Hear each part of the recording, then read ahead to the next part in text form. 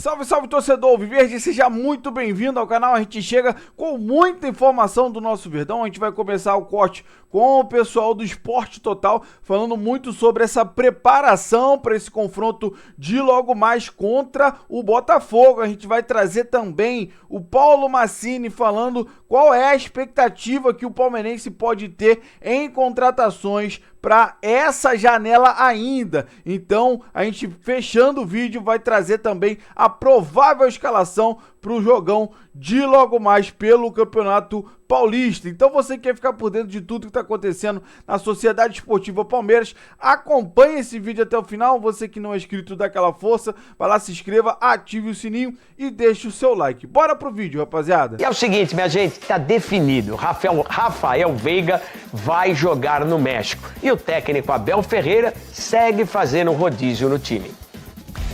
O Palmeiras volta a campo neste domingo pelo Campeonato Paulista e já com a possibilidade da classificação antecipada às quartas de final. O time do técnico Abel Ferreira vai a Ribeirão Preto encarar o Botafogo às 8h30 da noite e já sem Rafael Veiga. O meia esteve nesta sexta-feira na academia de futebol, mas não participou da atividade, apenas se despediu dos companheiros e foi liberado para acertar os últimos detalhes da ida ao América do México. O contrato por empréstimo até dezembro de 2026. Durante esse período, o time mexicano será responsável pelo pagamento dos salários do jogador.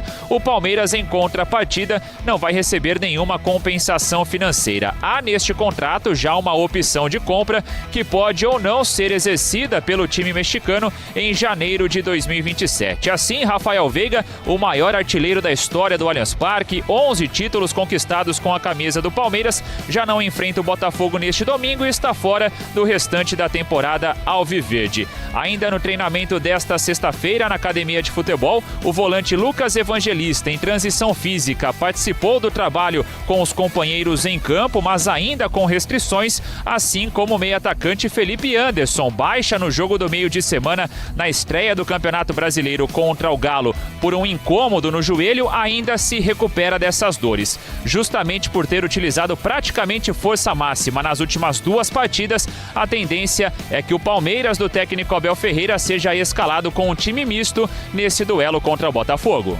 Independentemente de quem vai iniciar a partida, acho que é o Palmeiras que está em campo e a gente precisa honrar a camisa do Palmeiras, né? E é isso que a gente vai fazer, né? Buscar o nossa melhor versão, como eu falo.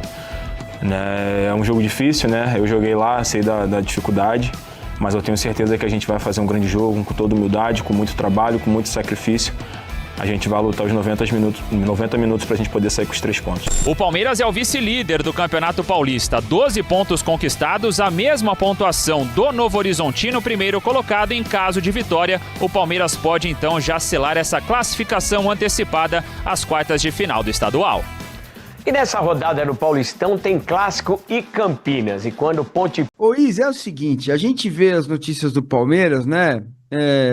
Talvez já tem até a confirmação da saída do Veiga, mas é o Veiga saindo, é o Luiz saindo, os meninos da base, caso disputaram a copinha, saindo, o Vitinho já foi negociado também, quer dizer, só sai, cara, e sai. Assim, é uma preocupação, porque uma coisa pouca gente percebeu, se percebeu, como tudo muito rápido, né, daquele elenco multicampeão que esteve nas mãos do Abel, já foi embora quase todo mundo, né? O Everton foi, Zé Rafael foi embora, Danilo foi embora, Menino foi embora, cara, um monte deles, né? Scarpa, estão tudo indo embora, já foram embora, agora o Everton esse ano, né? E o Palmeiras já colocou no bolso 130 milhões de reais, que é a metade do que o Flamengo pagou pelo Paquetá, né? Não estou falando que é para comprar outro Paquetá, não é isso, eu estou dando uma noção de grandeza, porque é muito dinheiro, 130 milhões, vai faturar com o Veiga também, que é empréstimo com compra obrigatória, com metas bem tranquilas, né, o Veiga, você comer 2 tacos, 3 nachos, você fica aqui no América do México, né? Você gosta de comida mexicana, Isa? Gosto de comida mexicana, mas eu confesso pra você, Massa, uma vez eu fui ao México, né?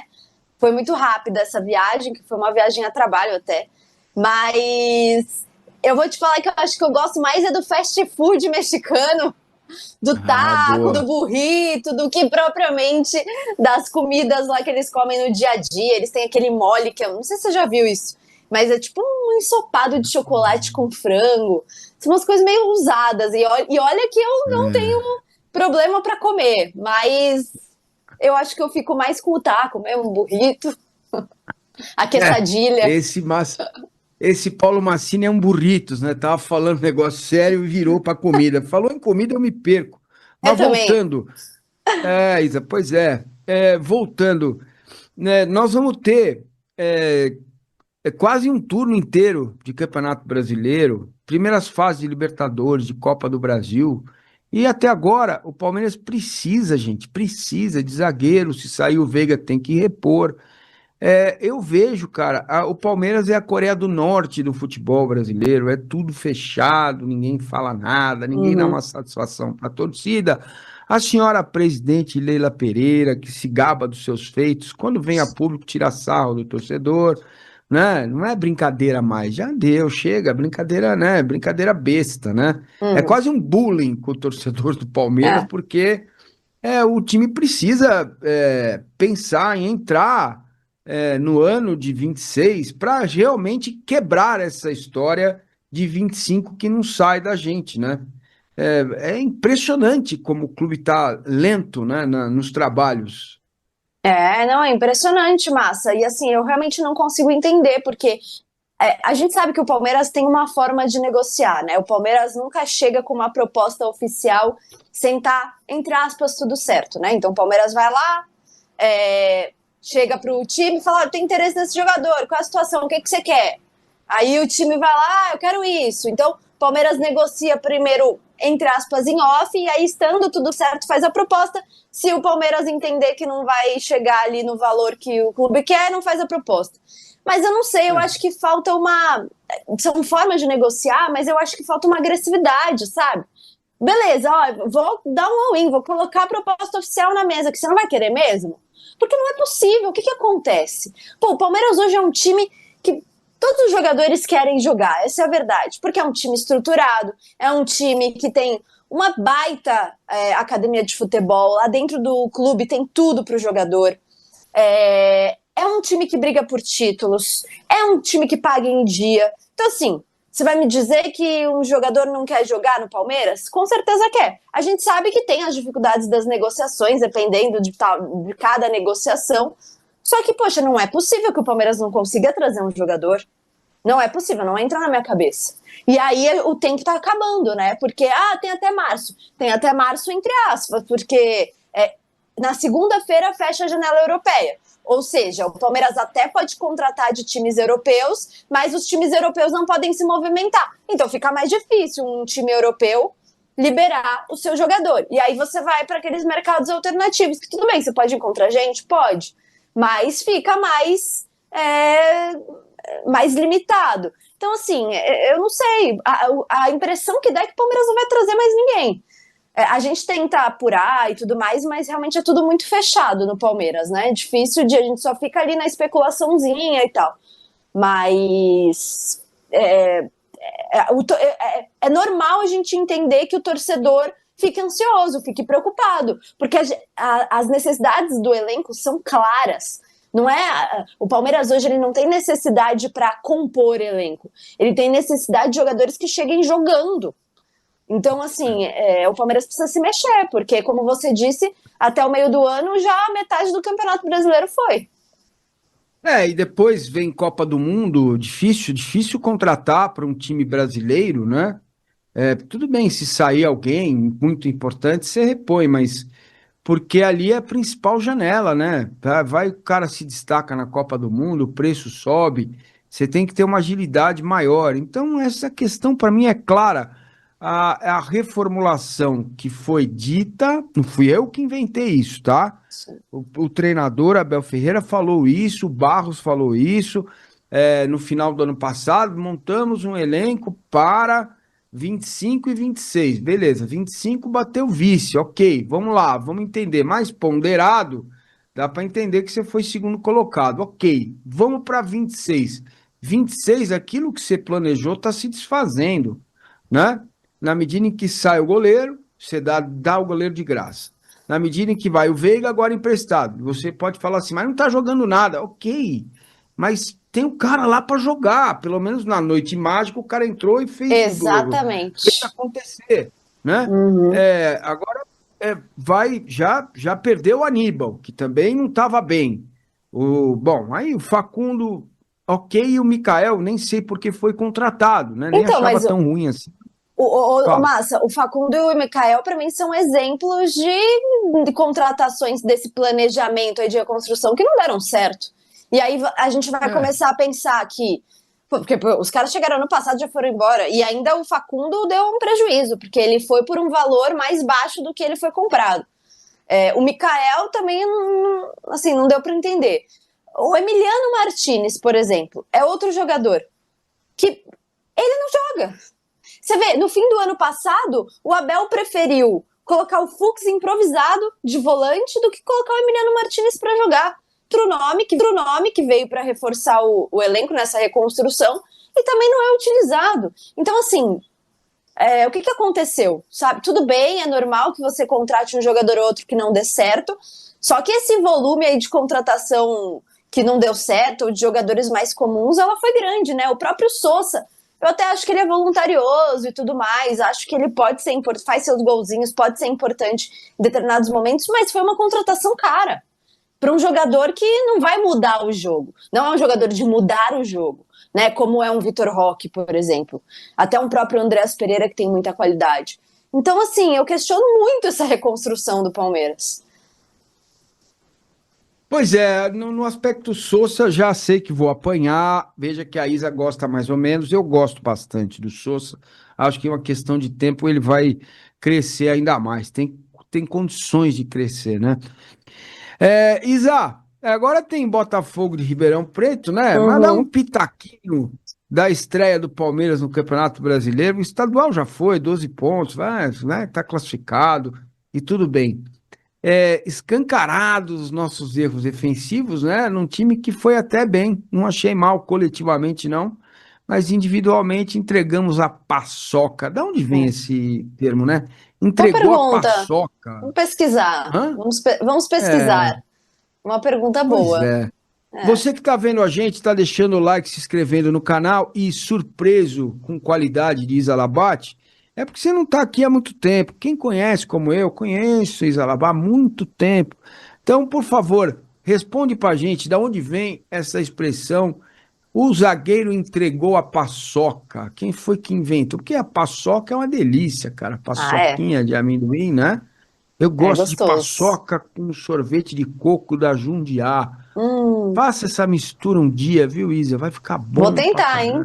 Vou testar. Olha que eu sou uma formiga, viu, Massa? Eu gosto de um docinho. Pois é. Sorvete, então? Sorvete de coco da Jundiá. Vale a pena. É difícil de achar o de coco, mas se você achar, você compra uma paçoquinha dessa de rolha, você farela ela em cima do sorvete de coco, que mexe delícia. um pouquinho. Bom demais. Bom. Mas enfim, eu nem sei do que eu tava falando, mas... do jogo, certo?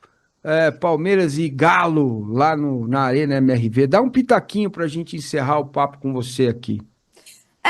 Massa, eu acho que esse jogo foi, como eu te disse, um pouco mais do mesmo do que vem acontecendo nos últimos tempos de Palmeiras aí, porque eu também não achei um jogo terrível, pelo contrário, eu acho que pelo menos pensando na produção ofensiva, o Palmeiras foi bem até, ofensivamente o Palmeiras produziu, gostei muito do Flaco, como eu já disse, acho que o Flaco tem sido um dos destaques do Palmeiras destaque do Palmeiras nessa temporada, mas erros defensivos individuais acabaram custando entre aspas, né, um empate, porque se você for pensar um empate fora de casa contra o Atlético Mineiro não é ruim, mas o Palmeiras tinha condições de vencer.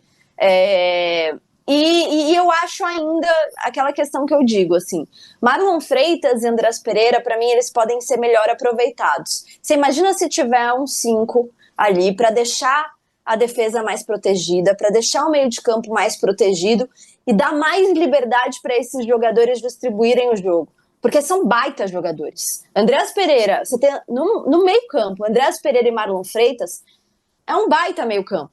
Só que você precisa ter esse camisa 5 para dar mais liberdade para eles. E eu sinto que ainda também é uma questão ali no Palmeiras, porque eles não são jogadores que marcam pra caramba. Então eu acho que no meio-campo o Palmeiras ainda dá muitos espaços, né? Permite ao time jogar, ao time adversário jogar, e foi o que aconteceu contra o Atlético Mineiro.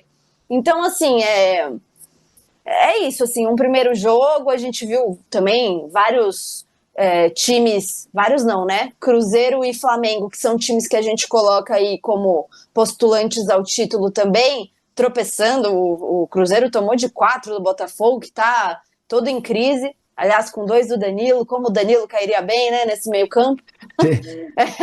Saudades do Você Danilo, tocou no né, ponto palmeirense? que eu ia falar, rapaz. O Danilo, quinta-feira, comeu a bola sem Foi. garfo nem faca. Foi. Só Que chamando jogador. ela de moça. Pegou assim, ó. Fez gol de bico, gol. Mas jogou demais, né? Pois é. Eu até gostei do cabelo novo dele. Acho que eu vou fazer um pra mim. Viu, Acho que Tô cansado. se bobear, todo palmeirense faz, viu? Porque Pois Danilo cairia Ó, muito bem nesse meio campo, viu, Massa? Muito as bem. agruras de Nossa. um careca. Eu tenho saudade de pentear o cabelo, mas tá bom. Vamos, Anderson Barros, vamos trabalhar, senhora presidente Leila Pereira. Vamos fazer esse time melhorar, esse elenco melhorar, que o ano só tá começando. Bom, rapaziada, esse foi o corte que eu trouxe pra vocês e eu gosto sempre de falar, né, cara? Provável escalação, a gente gosta sempre de trabalhar com a verdade aqui no canal. Por que provável escalação? Porque a escalação oficial só sai 1 hora antes do jogo. Então fica muito difícil a gente trazer pra você um vídeo falando sobre a escalação pro jogo ali faltando 1 hora. Então a gente traz pra você aqui a escalação feita pela mídia. Essa em específico que eu tô trazendo para vocês é feita pelo GE, com todos os setoristas. Eles acreditam que o Abel vai colocar esse time mais mesclado hoje, vai botar a molecada para jogar. E eles acreditam aí, cara, Carlos Miguel não tem outro. Murilo, Fux. Cara, sinceramente, Murilo, acho que não consegue mais render. Mas, enfim, ele vai poupar um pouco aí o Gustavo Gomes, né? Giai e Jefté. Cara, eu não sei se ele tá poupando o Kelvin ou se ele tá tirando o Kelvin mesmo, porque, pelo amor de Deus, rapaziada, o Kelvin é muito ruim. Não tem qualidade técnica para vestir a camisa do Verdão. Não tem. Contratação totalmente errada. O ano passado foi um festival, né, de contratações erradas, como o Massini falou. Um festival. Só que é pedido do Abel e ele quer bancar o cara. Irmão, não dá pro Kelvin jogar com a camisa do Palmeiras. Não dá. GFT voltando aí de lesão, eu prefiro o moleque da base, outro contratado que não precisava ter vindo. Pra mim, péssima contratação. O Arthur jogou bem melhor do que o GFT aí quando entrou. Então, eu colocaria o Arthur. Sinceramente. Na direita, a gente não tem quem pôr, porque o Abel preferiu liberar o Gilberto pra ver se ele pega experiência pra depois voltar. Mas você libera o Gilberto sem ter ninguém, pô. Porque o Kelvin, pelo amor de Deus. E quem acompanha o canal, eu venho falando. Porque no jogo contra o Galo, ele colocou o Marlon Freitas e o Andrés Pereira. E a gente tem falado, a gente acompanha as reportagens também. Nenhum dos dois tem essa característica de ser aquele guardião, de ser aquele cão de guarda ali do meio de campo. Não são 5. Na verdade, são praticamente 2-8. Então, cara, eu falava lá, eu falei no jogo, eu falei no vídeo antes do jogo contra o Galo. Se você vai ter 2 meio de campos que não tem característica tanto de marcação, o que você faz? Cara, coloca o Giai na direita, que não é isso tudo, mas é muito melhor do que o Kelvin defensivamente. Mas muito melhor. defensivamente. Ele é muito melhor que o Kelvin. Não quer dizer que o Giai também é bom, não. Desculpa. Mas ele é infinitamente melhor do que o Kelvin. Pelo menos defensivamente. Já que a gente teria um meio de campo ali mais técnico na qualidade de toque de bola, mas não tão de marcação. Mas o Abel quer bancar o moleque, infelizmente, cara, a gente não sabe qual vai ser os próximos capítulos. Tem muita especulação falando aí, talvez de uma saída do Giai, e o Palmeiras pode ir atrás do Paulo Henrique, do Vasco. Mas vamos ver, né, cara? Vamos ver, porque o Palmeiras vai muito lento nessa janela de contratações. Eu confesso pra vocês que eu fiquei animado, cara. Eu fiquei animado por ver a contratação do Marlon Freitas e como ela aconteceu. Ah, claro, investimento bem menor. Tá bom, cara. A gente soube, dia 24 de dezembro, dia 2 de janeiro, ele tava desembarcando aqui em São Paulo. Então pensei, cara, então o Palmeiras mudou realmente, vai contratar os caras experientes e vai ser uma parada um pouco mais rápida. Porque o do Marlon é o único que chegou, foi bem rápido. Para as novelas que o Palmeiras entra, enfim. Aí ele vai entrar com o Luiz Pacheco e Emiliano Martins. Cara, sinceramente, é mais fácil o Emiliano Martins atrapalhar o Pacheco do que o Emiliano trazer alguma coisa de experiência pro Pacheco. Porque a gente vem falando, o Pacheco vem entrando muito bem, mas é bom quando ele entra com o Marlon Freitas, quando ele entra com o Andrés Pereira ali no meio. Os caras têm experiência, pelo menos, para passar, né? Só que aí, nessa especulação de escalação, ele jogou o Andrés mais à frente. Como a gente já vinha falando, que dava para ele colocar o Pacheco, botar o Marlon ali no lugar do Emiliano Martins e o Andrés Pereira mais à frente. Então, o Andrés Pereira ali mais à frente, jogando como um 10, pode dar muito certo. É uma oportunidade de a gente ver essa experiência com o Andrés Pereira jogando ali como um 10, organizando ali o ataque e distribuindo a bola. Então a gente vai ter o Riquelme Felipe pela esquerda, que é infinitamente melhor do que o Felipe Anderson. E o Sousa, cara, eu concordo com o Massini, cara. Eu acho que o Sousa ainda tem futebol para apresentar. Tem que lembrar, o Sousa chegou no meio da temporada. Ele não chegou junto com o Mikael, não chegou junto com o Facundo. Ele chegou no meio da temporada. Ele não teve uma sequência como titular. Então ele entra, faz boas jogadas, mas eu acho que ele tendo mais sequência, ele pode sim dar muita alegria para nossa torcida. Foi caro, mas eu acredito ainda que ele pode apresentar um ótimo futebol. Mas aí, acho que ele jogou os 2 jogos, né? Então, colocando aí o Riquelme Felipe e o Luigi lá na direita.